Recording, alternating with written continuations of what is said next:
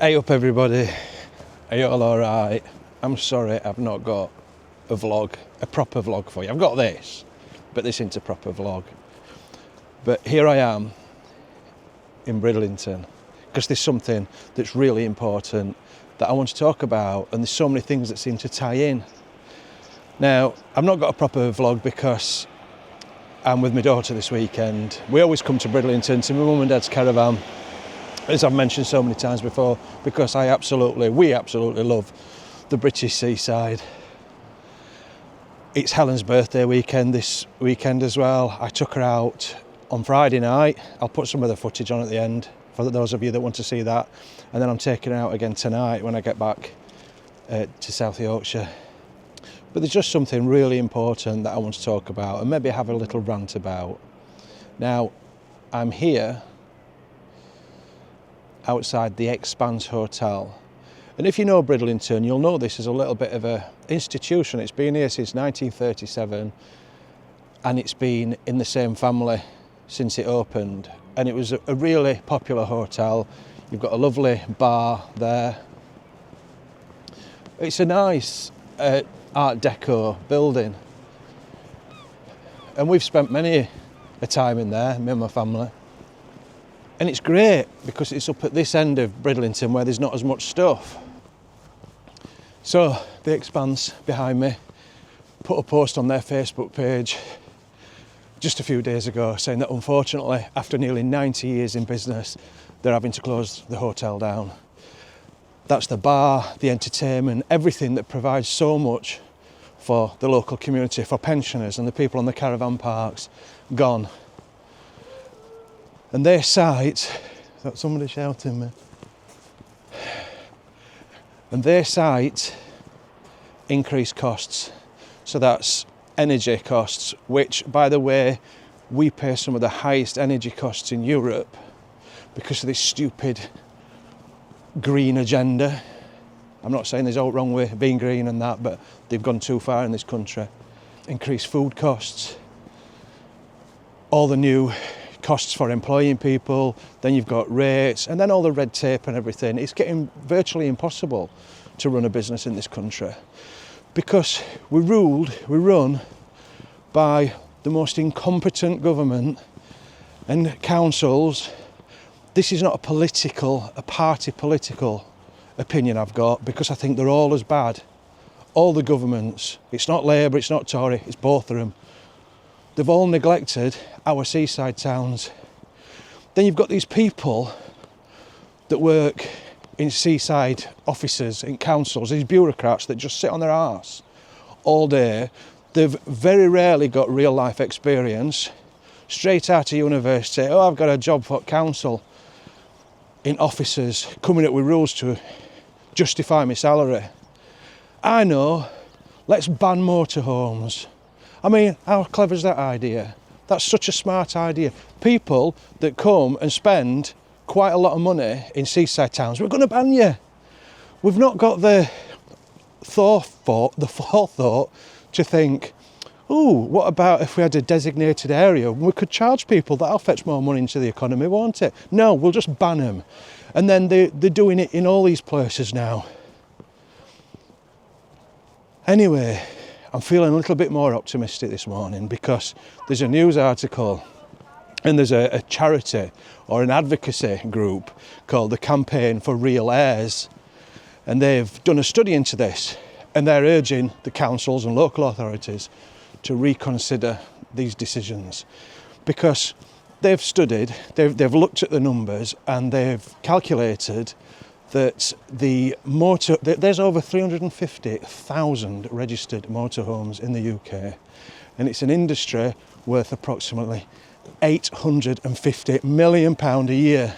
These people are travelling all over. A lot of the people are sort of retired, well-to-do people, extra money, and they're going to places and spending this money.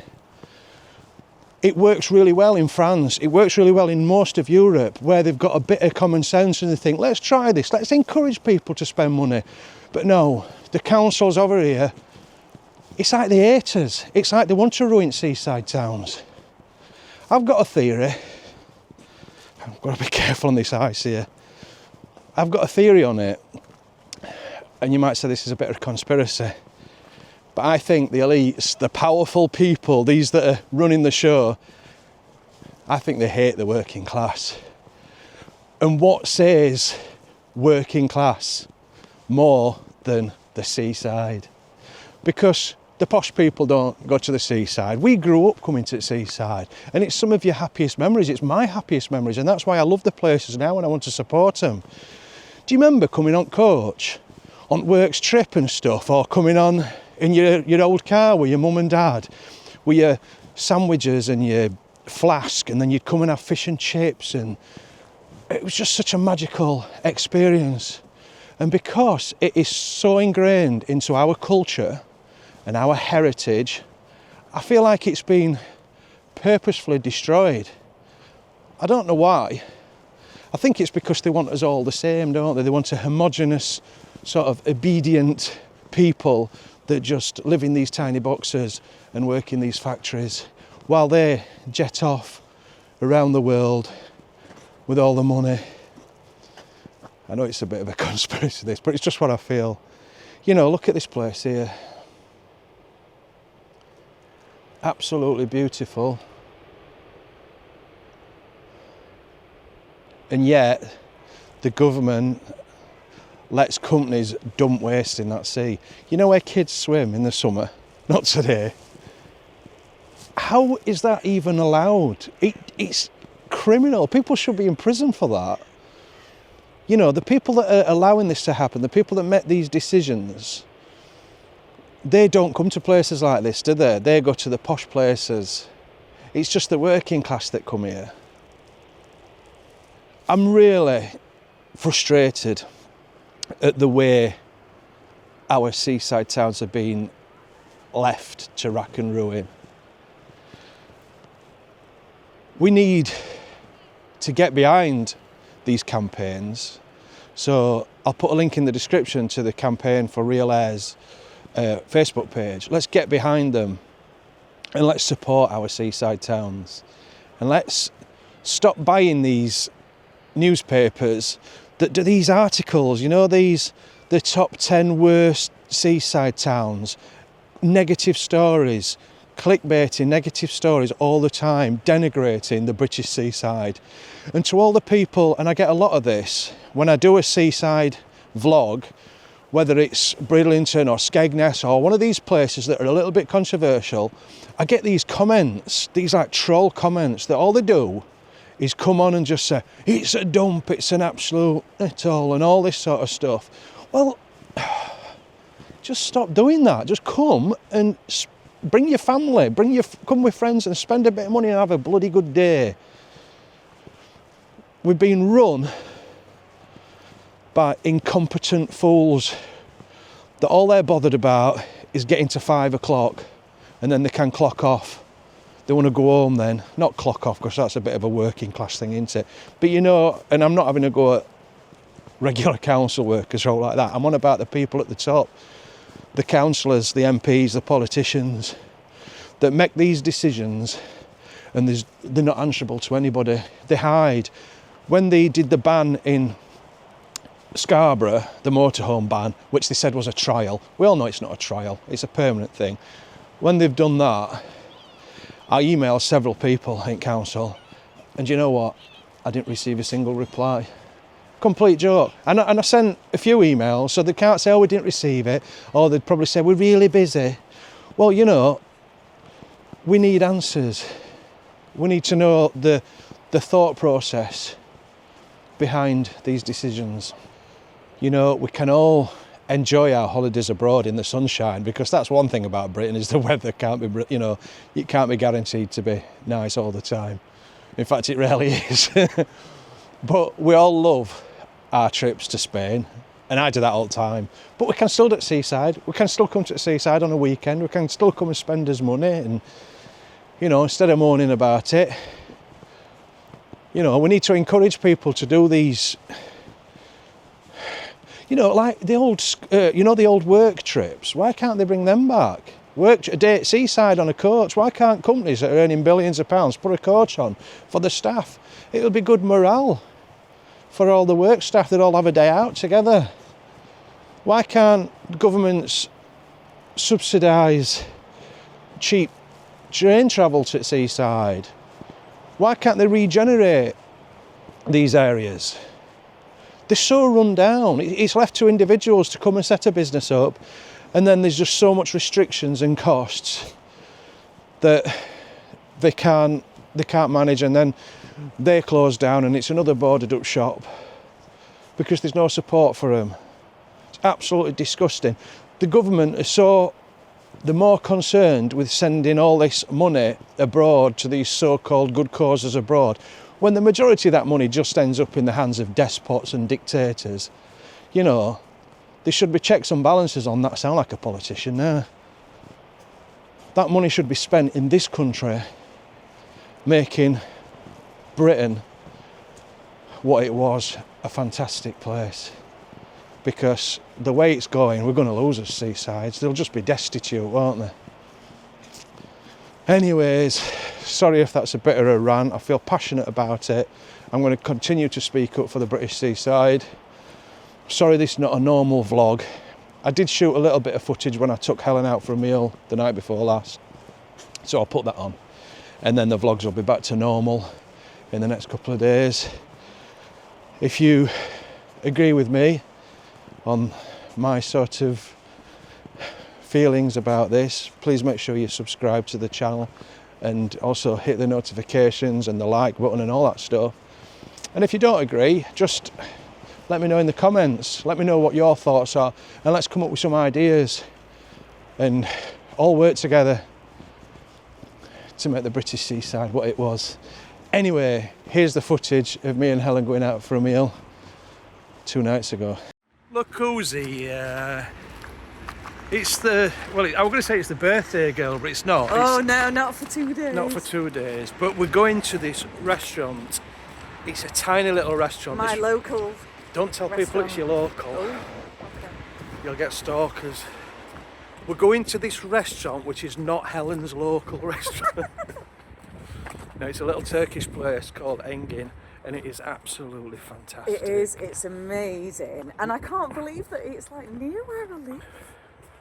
Well, we're going in now. The last time we came here, they don't have a license, so you bring your own booze.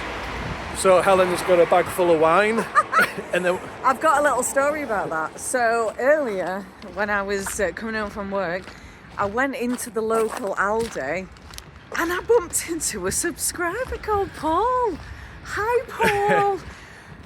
And I hope he didn't judge me, because the only thing I was buying in there was like wine.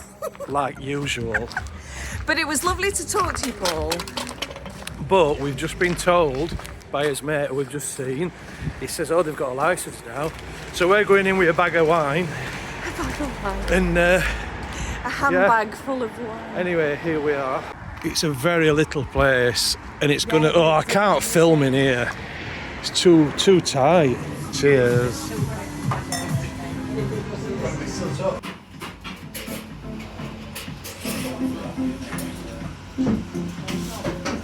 Tell me what we've got, Helly Bob. So, olives, hummus, tea cake, some stuffed vine leaves, some other stuff. I don't really know. This is like a garlic bread, isn't it?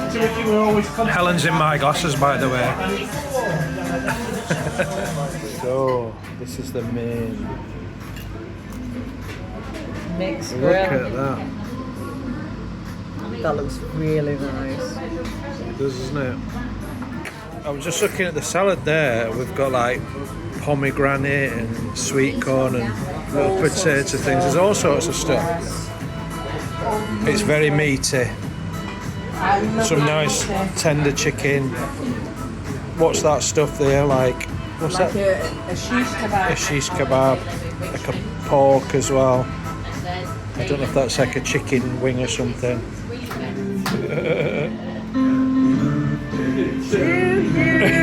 Smashed tomatoes. Are you embarrassed? Great, no? I love attention. I'll get one then, it's my white Tuesday. Oh, well done. Oh, thank you so much. She just never stops eating.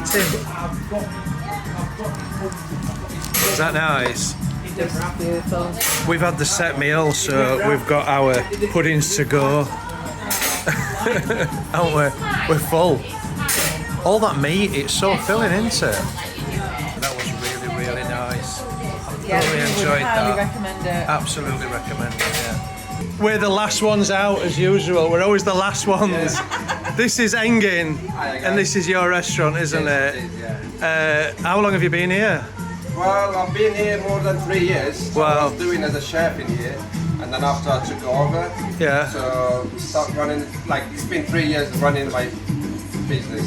Really popular, isn't it, as well? You're doing really well. Popular, yeah. You're very busy, especially yeah. regulars, and then sometimes the people comes from the Leeds, Manchester. Yeah. Yeah. Yeah, because you have to book, don't you? It's difficult to get a table here. So we loved that. That was so nice. Thank you so much. So delicious. And this chap here, this is Lucas. No. Oh. How do we pronounce your name? Yes. Sorry.